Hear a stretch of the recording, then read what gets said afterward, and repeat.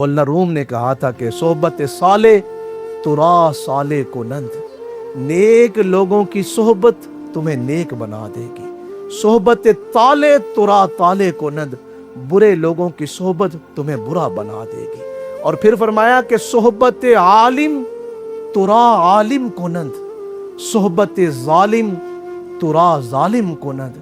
اگر تم کسی عالم کی مجلس میں بیٹھ گئے تم عالم بن جاؤ گے، اور اگر تم کسی ظالم کی مجلس میں بیٹھ گئے پھر تم ظالم بن جاؤ گے۔ انسان اگر کبوتر بازوں کے پاس بیٹھے وہ کون سی باتیں سنے گا؟ کبوتروں کے متعلق۔ یہ جو مرغے لڑانے والے لوگ ہوتے ہیں، اگر مرغیاں لڑانے والے کے پاس آپ بیٹھ جائیں آپ وہی باتیں سنیں گے۔ سیاست دانوں کے پاس بیٹھ جائیں آپ سیاست کی باتیں سنیں گے۔ کسی ظالم کے پاس بیٹھ جائیں تو آپ ظلم کی باتیں سنیں گے۔ اور وہ ماحول ہمارے ہاں جو ہماری قومی زبان ہے، اردو ہے یا پنجابی ہے، ہمارے بچے اردو سیکھ جاتے ہیں، پنجابی سیکھ جاتے ہیں، وہ خود سیکھ جاتے ہیں یا ہم انہیں کوئی ٹیچر وغیرہ ہائر کرتے ہیں کہ ہمارے بچے کو پنجابی سکھا دیں یا اردو سکھا دیں؟ کیا خیال ہے؟ ہمارے بچے اردو بولتے ہیں یا پنجابی بولتے ہیں تو کوئی ٹیچر ہم نے ہائر کیا ہے؟ چند ایک ساتھیوں نے سر ہلا دیا ہے۔ لگتا ہے ہمارے سیالکوٹ کے بچے پنجابی جو ہے وہ اسکولوں میں جا کے سیکھتے ہیں، ان کو اسپیشل ٹیچر رکھے ہوئے ہیں۔ ماحول ان کو سکھا دیتا ہے۔ ماحول کا اتنا اثر ہے کہ وہ اپنا اثر اس پہ ڈال دیتا ہے۔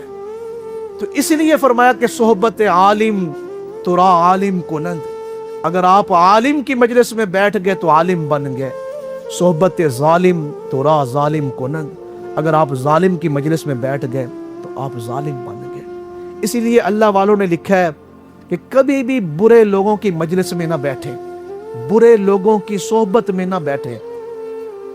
برے لوگوں کی صحبت میں بیٹھنے سے بہتر ہے آپ کہیں تنہا بیٹھ جائیں۔